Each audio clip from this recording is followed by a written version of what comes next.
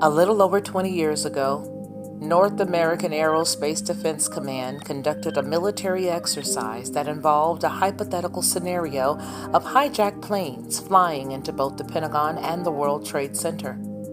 1 year later, on October 24 through 26, 2000, another hypothetical military exercise was played out featuring an airline crashing into the Pentagon, killing 341 people, followed by yet another May 2001 Department of Defense hypothetical scenario, which saw hundreds of medical personnel training for a guided missile in the form of a hijacked 757 airliner crashing into the Pentagon. What arose from the smoke and debris of September 11, 2001 was unlike anything the sleeping masses or the international community ever expected.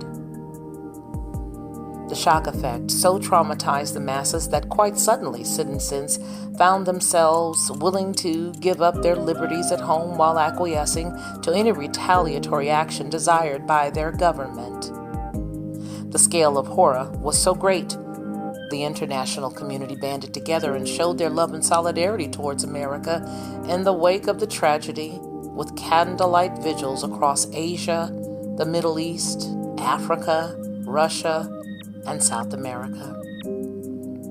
Humanity's natural tendency to embrace and aid our fellow man in times of crisis expressed itself like a bright light in a world of confused darkness, and a hope for a durable peace awoke in the hearts of many. Alas, as the world soon came to discover that hope was short-lived.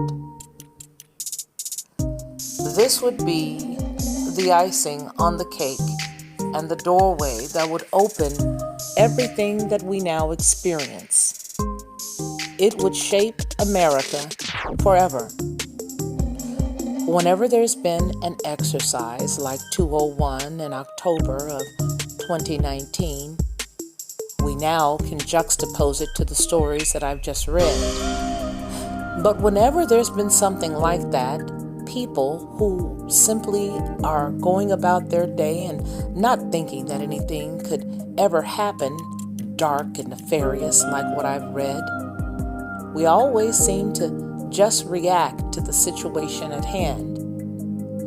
There may be people around you who you've always said sounds a little kooky, like they're sharing things that could not ever happen because, well, you're thinking about things with a normal, healthy mindset.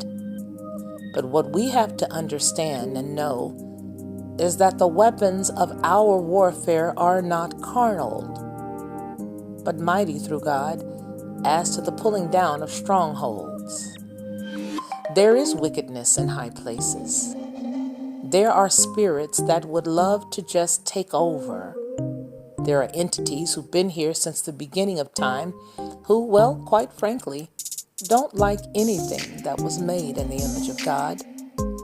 They've taken their time to attempt to replicate what God has done, both by switching up what man is used for and what woman is used for, by switching up what a man or a woman has been initially called by God. Yes, these things are small compared to what I've just read, but follow the breadcrumbs backwards, if you will. If you follow the breadcrumbs backwards, you'll find that everything started far beyond Adam, far beyond Eve. And you'll be able to think now in your mind that everything that was then is here now. For there's nothing new under the sun. And our enemy has always been the same.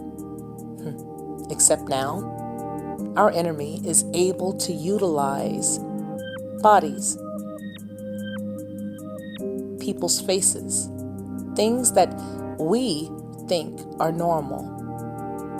So what do I think? I think there's a lot to be said about the Linda Blair movie from the 70s, The Exorcist, because spirits need a body in order for them to work. And those that are working high above us right now, in high places, governmental offices, both local and federal, are demonic entities. The sooner those of us who call ourselves believers in the Most High God realize that, the sooner we'll be able to pull up our weaponry and use it correctly. Please like, share, and subscribe. This is Felicia Lockhart, and this has been the Lockhart Perspective.